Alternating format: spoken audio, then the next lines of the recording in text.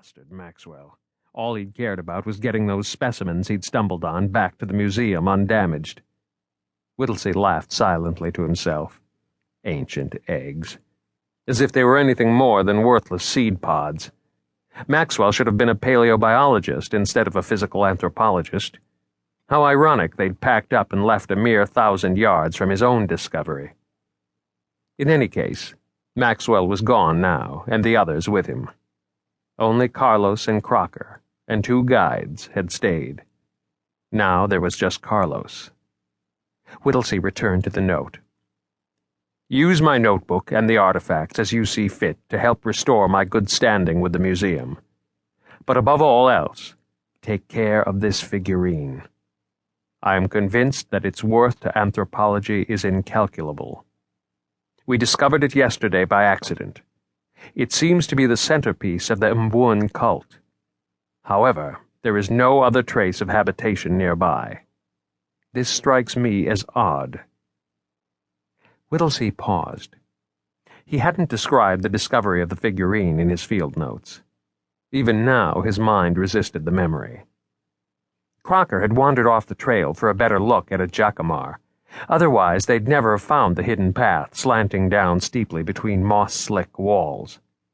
Then that crude hut, half buried among ancient trees, in the wet vale where daylight barely penetrated. The 2 Botocudo guides, normally chattering non-stop to each other in Tupian, shut up immediately. When questioned by Carlos, one of them just muttered something about a guardian of the hut and a curse on anybody who violated its secrets. Then, for the first time, Whittlesey had heard them speak the word Kothoga. Kothoga. The Shadow People. Whittlesey was skeptical.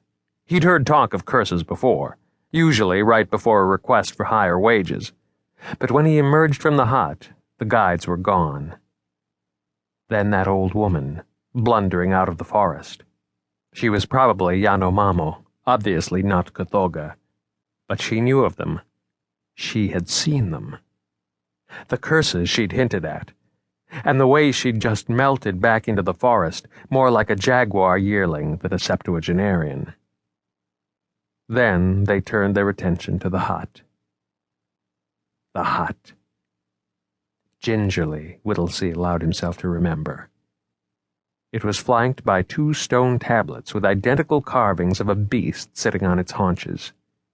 Its claw held something weathered and indistinguishable. Behind the hut lay an overgrown garden, a bizarre oasis of bright color amid the green fastness. The floor of the hut was sunken several feet, and Crocker almost broke his neck on the way in. Whittlesey followed him more carefully, while Carlos simply knelt in the entranceway. The air inside was dark and cool, and smelt of decaying earth. Switching on his flashlight, Whittlesey saw the figurine sitting on a tall earthen mound in the middle of the hut. Around its base lay a number of strangely carved discs. Then the flashlight reached the walls. The hut had been lined with human skulls. Examining a few of the closest, Whittlesey noticed deep scratch marks he could not immediately understand. Ragged holes yawned through the tops. In many cases, the occipital bone at the base of the skull was also smashed and broken off, the heavy squamosa bones completely gone. His hand shook, and the flashlight failed. Before he switched it on again, he saw dim light filtering through the thousands of eye sockets, dust motes swimming sluggishly in the heavy air. Afterward, Crocker decided he needed a short walk, to be alone for a while, he'd told Whittlesey. But he hadn't come back. The vegetation here is very unusual. The cycads and ferns look almost primordial.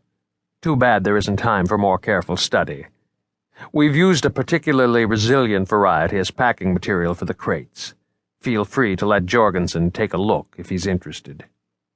I fully expect to be with you at the Explorers Club a month from now, celebrating our success with a brace of dry martinis and a good macanudo. Until then, I know I can entrust this material and my reputation to you. Your colleague,